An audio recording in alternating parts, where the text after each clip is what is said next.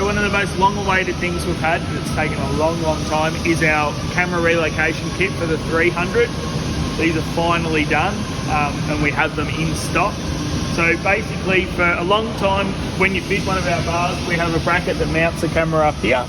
We've now done a loom extension kit, which will mount her down here, and it routes up the arm and plugs into the roof.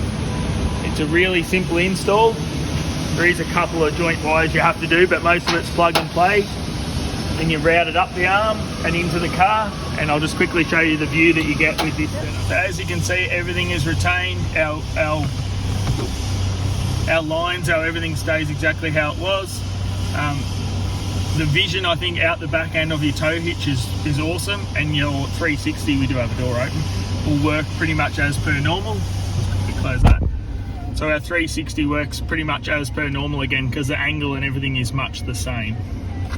All functions will work as they were, and it's awesome.